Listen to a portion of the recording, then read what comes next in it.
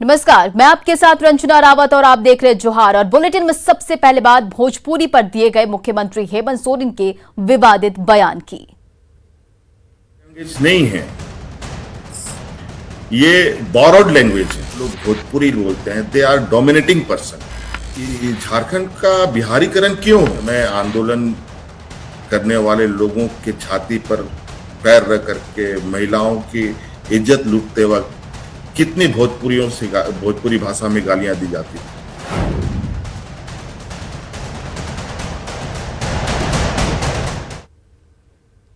भाषा को लेकर मुख्यमंत्री हेमंत सोरेन का अजीबोगरीब बयान सामने आया। उन्होंने भोजपुरी और मगही को बाहरी भाषा बताया तो मुख्यमंत्री ने कहा कि भोजपुरी और मगही बोलने वाले लोग डोमिनेटिंग लोग हुए हैं और झारखंड आंदोलन के समय भोजपुरी में लोगों को गाली दी जाती थी। उन्होंने साफ कहा कि भोजपुरी झारखंड की भाषा नहीं है और झारखंड आंदोलन की जंग आदिवासी और क्षेत्रीय भाषा के दम पर ही लड़ी गई थी। You have spoken about encouraging Adivasi languages, but you have left out Bhojpuri and Maghai, and your coalition partner Congress is quite upset at this omission. Ma'am, ये this not a regional language ma'am, ये regional language नहीं है, ये borrowed language है। और चूंकि जो लोग मगही बोलते हैं, जो लोग भोजपुरी बोलते हैं, दे आर डोमिनेटिंग पर्सन। और जो यहाँ के जो लोग हैं, वो तो बेचारे बहुत कमजोर लोग रहे हैं और स्वाभाविक रूप से है, जो मजबूत होता है उसके पैर के नीचे सभी रहते हैं। और ये धीरे धीरे चीजें उसको इन लोगों ने आगे बढ़ाया और कुछ लोग उनके साथ खड़े होने के चक्कर में उनकी भाषा बोलना शुरू कर दिए। अदरवाइज ग्रामीण क्षेत्रों के अंदर, गांव के अंदर ये लैंग्वेजेस नहीं है मैम। ये तो बिहार का लैंग्वेज है, झारखंड का लैंग्वेज नहीं है। तो ये झारखंड का बिहारीकरण क्यों हो? पर इसमें कांग्रेस को दिक्कत है। Your coalition partner Congress has a difference of opinion with you on that, and how are you sorting that out? Madam, यहाँ पर जब आंदोलन होता था तो आपको शायद नहीं मालूम होगा कि उस समय आंदोलन करने वाले लोगों के छाती पर पैर रख करके महिलाओं की इज्जत लूटते वक्त कितनी भोजपुरी भाषा में गालियां दी जाती थी। ये आज के आंदोलनकारी लोग अभी जिंदा है मैम, बहुत जिंदा है, बहुत, महिला से लेकर पुरुष तक। एक भावना है रीजनल लैंग्वेजेस का, एक अपनी आज भोजपुरी लैंग्वेज के बदौलत ये जंग नहीं लड़ी गई थी, मगही लैंग्वेज के बदौलत ये जंग नहीं लड़ी गई थी। ये जंग लड़ी गई थी यहाँ के ट्राइबल लैंग्वेजेस के बल पर, यहाँ के रीजनल लैंग्वेजेस के बल पर। हेमंत सोरेन झारखंड आंदोलन के दौरान भोजपुरी बोलकर दी गई गाली का बदला ले रहे हैं, लेकिन झारखंड आंदोलन को कुचलने के दौरान कांग्रेस या फिर आरजेडी की बिहार में सरकार थी। अब ये सवाल तो उठेंगे ही कि जेएमएम कांग्रेस आरजेडी के साथ ही चुनाव क्यों लड़ी गई। तो इन सवालों का जवाब दीजिए कि जेएमएम कांग्रेस आरजेडी के साथ ही चुनाव क्यों लड़ी गई, उनके साथ ही मिलकर सरकार क्यों चला रहे हैं हेमंत। भोजपुरी से बदला तो आरजेडी कांग्रेस से प्यार क्यों।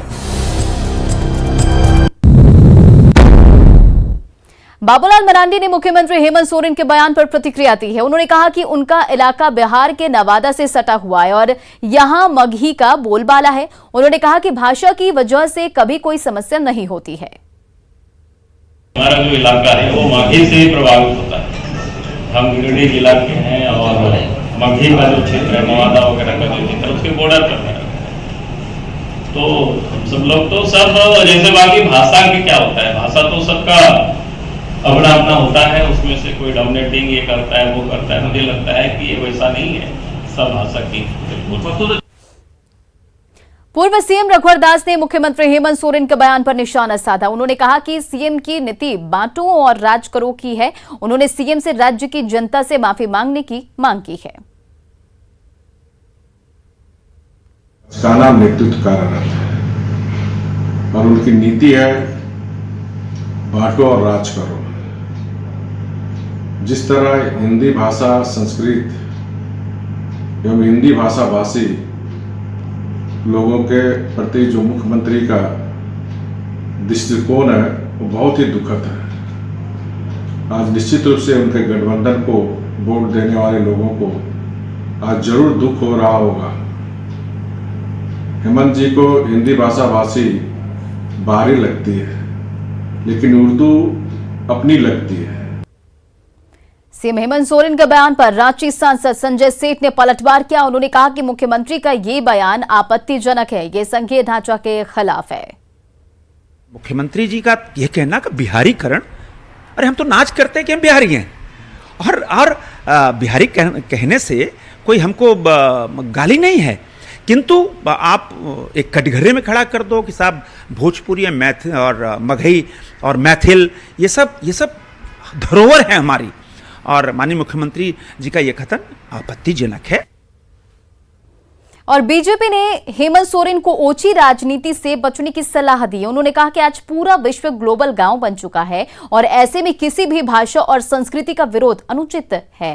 उन्होंने सभी भाषा का सम्मान करने की अपील की है।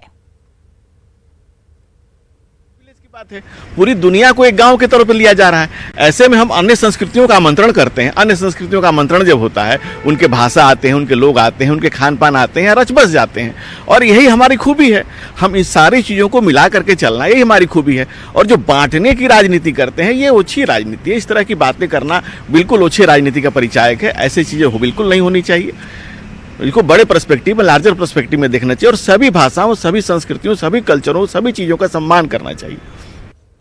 जेडीयू के प्रदेश अध्यक्ष खीरू महतो ने सीएम के बयान की आलोचना की है। उन्होंने कहा कि सीएम का ये बयान घटिया है।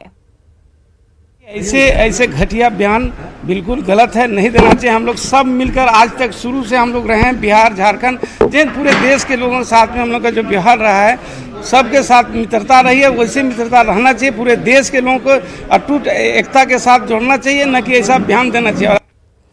और मुख्यमंत्री के बयान पर सरयू राय ने पलटवार किया। उन्होंने कहा कि ये बयान मुख्यमंत्री पद के ना तो अनुकूल है और ना ही स्वस्थ मानसिकता को दर्शाता है। सरयू राय ने कहा कि मुख्यमंत्री को अपने बयान पर स्पष्टीकरण देना चाहिए। सरयू राय से बात की संवाददाता अविनाश कुमार ने। मुख्यमंत्री हेमंत सोरेन के एक बयान के बाद झारखंड की राजनीति गर्म है। हमारे साथ सरयू राय जी हैं, पूर्व मंत्री हैं, जमशेदपुर पूर्वी से विधायक हैं, और जिस भोजपुरी और मगही की चर्चा हो रही है, एक ऐसा चेहरा भी आप कह सकते हैं झारखंड और अविभाजित बिहार की राजनीति में भी, जो इस समाज से और इस भाषा के अगुआ नेता के रूप में भी आप कह सकते हैं। शिवराज जी, जो बात मुख्यमंत्री कह रहे हैं आप पचा पा रहे हैं या झारखंड की जनता पचा पाएगी? मुख्यमंत्री को इसके बारे में स्पष्टीकरण देना चाहिए कि ये बात उन्होंने चलते फिरते कह दी है या इसमें गंभीरता है। ये हल्के में कहा हो या गंभीरता में कहा हो, मुख्यमंत्री के गरिमा के अनुकूल यह बात नहीं है। और उनको ये नहीं भूलना चाहिए कि भोजपुरी, मगही या बिहार से निकली हुई भाषाएं हैं, अंगिका है, बज्जिका है या मैथिली है, ये भाषाएं किसी की मोहताज नहीं हैं, अपने दम पर खड़ी हैं।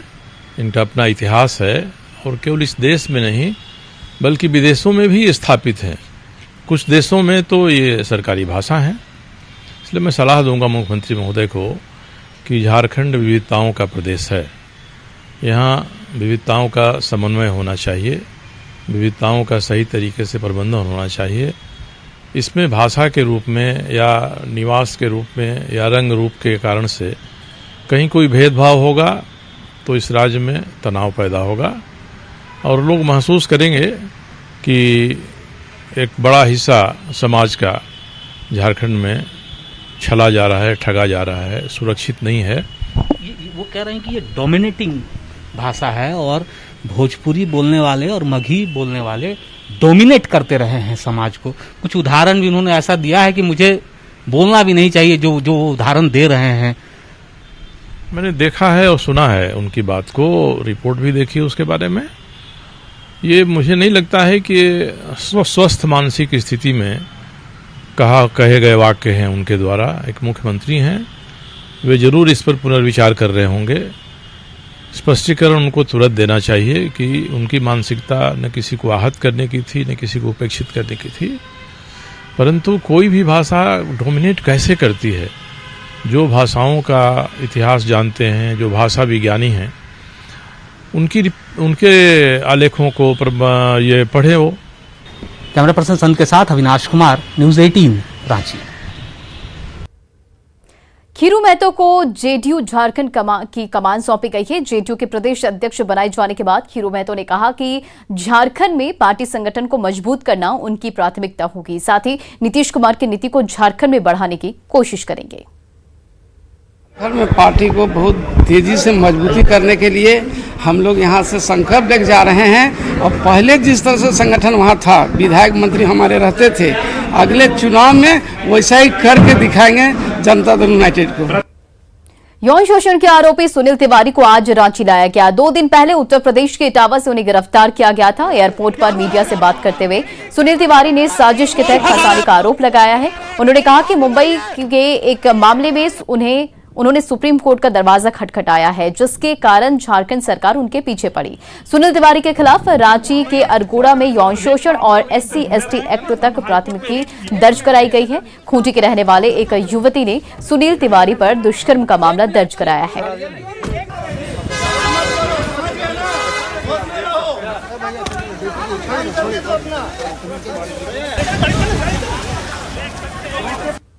रेप मामले में इंटरव्यूनर हैं, हम हाईकोर्ट में रीट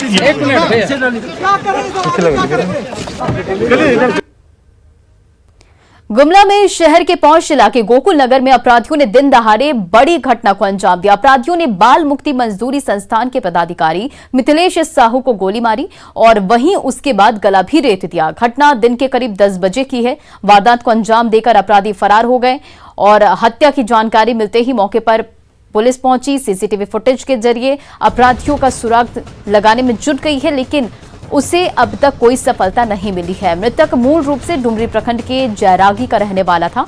मानव तस्करों के खिलाफ चलाए जा रहे अभियान की वजह से ही मिथिलेश की हत्या की आशंका जताई जा रही है।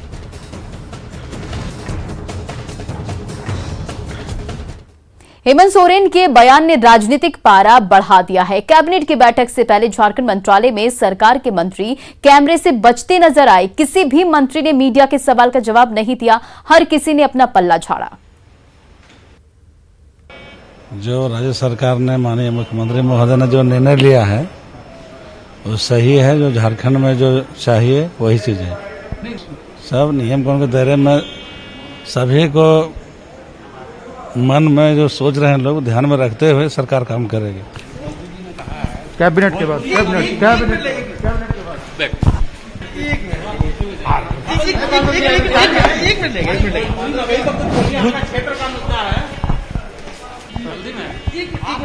सब लोग भाग जाएंगे। 1 मिनट आ रहे हैं। अरे हम बोलेंगे, मैं बोलूंगा, आने दीजिए ना, बोलेंगे। धनबाद में बोलेरो सवार अपराधियों ने बाइक सवार को अगवा कर लिया। फिल्मी स्टाइल में ओवरटेक कर बाइक सवार युवक को रोका और जबरन गाड़ी में बैठाकर ले गए।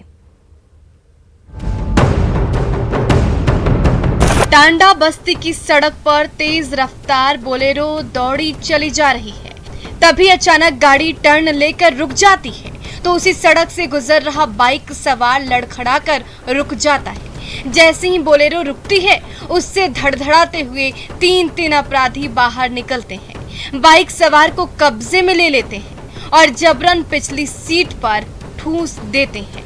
तब तक उस सड़क पर राहगीरों की भीड़ जुट जाती है। तभी वो बोलेरो वहां से रफ्फू चक्कर हो जाता है। दिन दहाड़े फिल्मी स्टाइल में अपहरण का ये सीसीटीवी वीडियो इन दिनों धनबाद कोयलांचल में तेजी से वायरल हो रहा है। ये देखिए कैसे तेज रफ्तार बोलेरो ने बाइक सवार को ओवरटेक किया। जब तक सड़क पर लड़खड़ा रहा बाइक सवार संभलता तब तक उसे अगवा करके ये तमाम अपराधी वहां से फुर्र हो जाते हैं।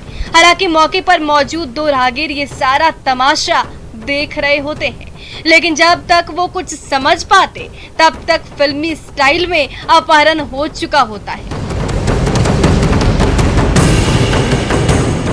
इस सीसीटीवी वीडियो ने धनबाद कोयलांचल में लॉ एंड ऑर्डर के हालात पर गंभीर सवाल खड़े कर दिए हैं। ये देखिए कैसे ये दुस्साहसी अपराधी बीच सड़क पर बाइक सवार को रोकता है और दिन दहाड़े उसे अगवा करके गायब हो जाता है। लेकिन बाघमारा पुलिस अब तक ना तो इस गुत्थी को सुलझा सकी है और ना अगवा युवक और उसके अपहरणकर्ताओं का पता लगा पाई है। संजय गुप्ता, न्यूज़ 18, धनबाद।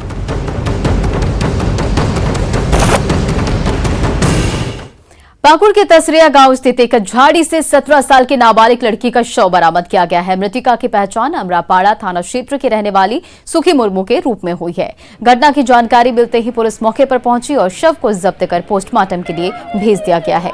परिजनों का कहना है कि सुखी कल शाम 4 बजे से साप्ताहिक हाट गई और आज शाम तक वो जब घर वापस नहीं लौटी। परिजनों ने काफी खोजबीन की लेकिन उसका कहीं अता पता नहीं चला और मंगलवार सुबह झाड़ियों में उसका शव मिला। गिरिडीह में सरिया स्थित हजारीबाग रेलवे रोड स्टेशन से 1 महीने पहले लापता रेलकर्मी उमाशंकर यादव को पुलिस ने तमिलनाडु से खोज निकाला है। परिजनों ने उसके गायब होने की प्राथमिकी दर्ज कराई थी। एसडीपीओ के मुताबिक उमाशंकर ने करीब 10 लाख रुपए लोगों से कर्ज के तौर पर लिए थे और उसे नहीं चुका पाने से वो डिप्रेस था, इसलिए वो घर छोड़कर कहीं चला गया। पुलिस ने सघन जांच अभियान चलाकर रेलकर्मी को तमिलनाडु से बरामद किया। टेक्निकल एविडेंस के बेसिस पे इनकी बरामदगी हम लोगों ने पहले चेन्नई उसके बाद से तुत्तीकोरिन जिला तमिलनाडु से किया। इनके आने के बाद जांच के क्रम में ये पता चला कि इन्होंने काफ़ी लोगों से कर्ज के रूप में लगभग 10 लाख रुपए ले रखा था, जिसकी वजह से डिप्रेशन में आके ये कहीं चले गए थे अपने आप। मुंबई की रहने वाली युवती ने गोड्डा के मुफस्सिल थाने में 3 तलाक का मामला दर्ज कराया। महिला का आरोप है कि गोड्डा के टेलहीड़ा गांव निवासी अकबर अंसारी ने उससे शादी की और शादी के बाद गोड्डा लेकर आया। कुछ दिन रहने के बाद उसे 3 तलाक देकर फरार हो गया, जिसके बाद गांव के पंचों ने हलाल निकाह कराने का फरमान सुनाते हुए उसके छोटे देवर अजरब से उसकी निकाह करा दी।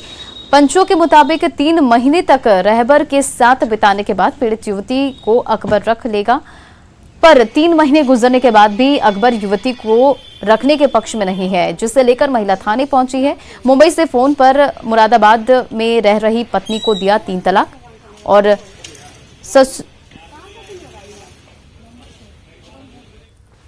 लड़का किसी को बताया नहीं कि हम शादी कर लिए, तो पंचायती में डिसाइड हुआ कि मतलब इसको रखा जाना चाहिए। तो लड़का बोला कि हम तो फ़ोन में तलाक दे दिए हैं। उसके बाद इन लोग का जो मुस्लिम रीति रिवाज है, जो भी हलाला वगैरह का जो नियम कानून, उसके आधार पर 3 महीना इसको अपने छोटा देवर के साथ रहने के लिए कहा गया। 3 महीना बीतने के बाद लड़का फिर बाहर चला गया। अब लड़का बोलता है कि हम वापस उसके पास नहीं रहेंगे। मार के मुझे बहुत मारा उसने, और उसने मेरा सिम कार्ड, आधार कार्ड, फोन सब लेके चला गया।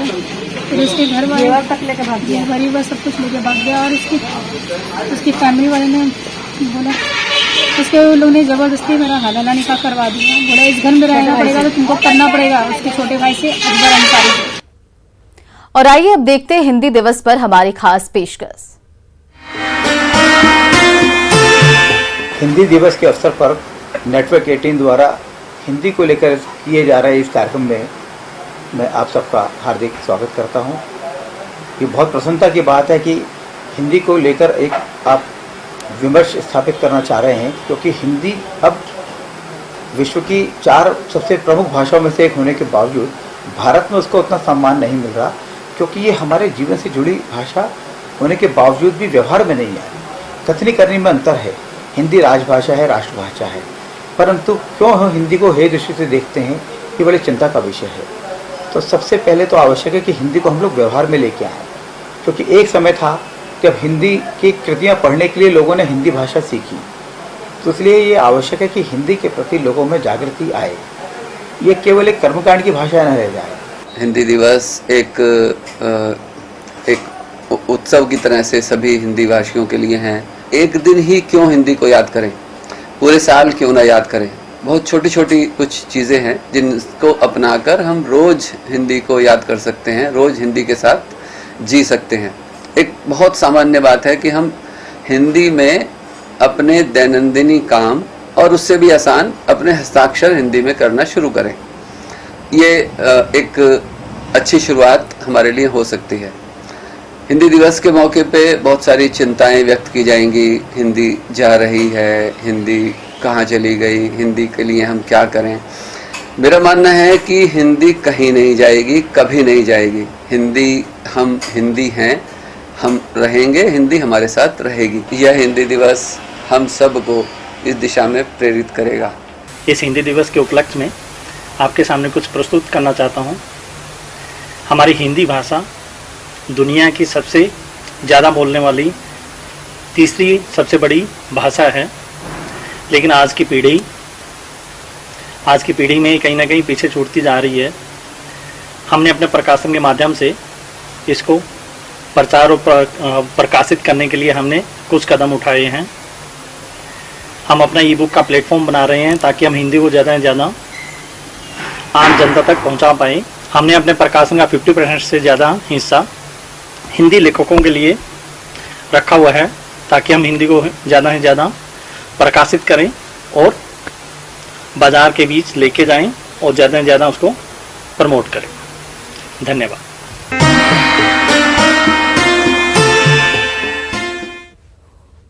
और जो झारखंड में इतना ही, आगे देखिए बहस बिहार की।